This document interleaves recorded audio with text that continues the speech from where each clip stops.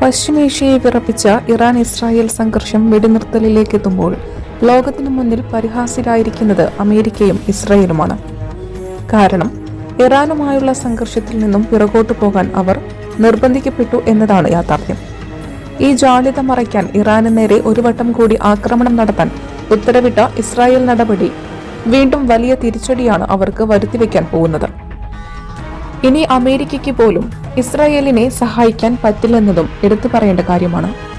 Russian president Vladimir പുടിനുമായി Iran വിദേശകാര്യമന്ത്രി ചർച്ച നടത്തി തിരിച്ചെത്തിയ ഉടനെയാണ് ഇറാഖിലെയും ഖത്തറിലെയും അമേരിക്കൻ സൈനിക താവളങ്ങൾക്ക് നേരെ ഇറാൻ ആക്രമണം നടത്തിയിരുന്നത്. ഇതൊരു സാമ്പിൾ വെടിക്കെട്ടാണ് എന്ന് തിരിച്ചറിയാൻ ജൂതന്മാരുടെ ബുദ്ധിയില്ലെങ്കിലും അമേരിക്കയ്ക്ക് പെട്ടെന്ന് തന്നെ സാധിച്ചിരുന്നു. കാരണം ഖത്തർ ഭരണകൂടത്തെ മുൻകൂട്ടി അറിയിച്ച ശേഷമാണ് ഇറാൻ അൽ ഉദൈദ് വ്യോമതാവളത്തിന് നേരെ ആക്രമണം നടത്തിയിരുന്നത്.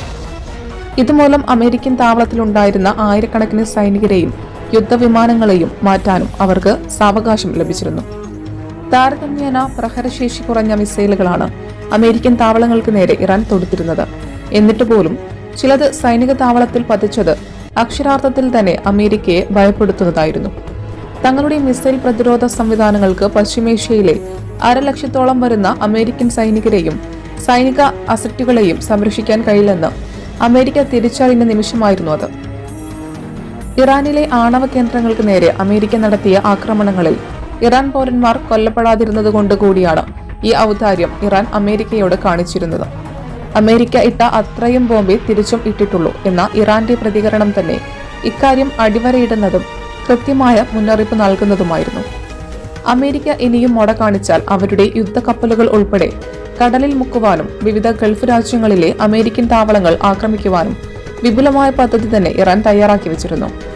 ഹോർമുസ് കടലിടുക്ക് അടച്ച് ലോകവ്യാപാരം സ്തംഭിപ്പിക്കാനുള്ള ഇറാന്റെ നീക്കവും ലോകരാജ്യങ്ങളുടെ സമ്മർദ്ദം ലക്ഷ്യമിട്ടായിരുന്നു. ഗൾഫ് രാജ്യങ്ങളുടെ സുരക്ഷയ്ക്കായി എന്ന കാരണം പറഞ്ഞ് അമേരിക്ക സ്ഥാപിച്ച സൈനിക താവളങ്ങൾ ഈ രാജ്യങ്ങളുടെ സുരക്ഷയ്ക്ക് തന്നെ ഭീഷണിയായി മാറുന്ന പുതിയ സാഹചര്യവും അമേരിക്കയ്ക്ക് മേലുള്ള സമ്മർദ്ദം ശക്തമാകാൻ കാരണമായിട്ടുണ്ട്. മാത്രമല്ല ഇസ്ലാം മത വിശ്വാസികൾക്കിടയിൽ ഇറാനെതിരായ നീക്കങ്ങൾക്കെതിരെ പൊതുവികാരം ഉയർന്നതും ഗൾഫ് രാജ്യങ്ങൾക്ക് മുഖവിലക്കെടുക്കാതിരിക്കാൻ കഴിയുമായിരുന്നില്ല.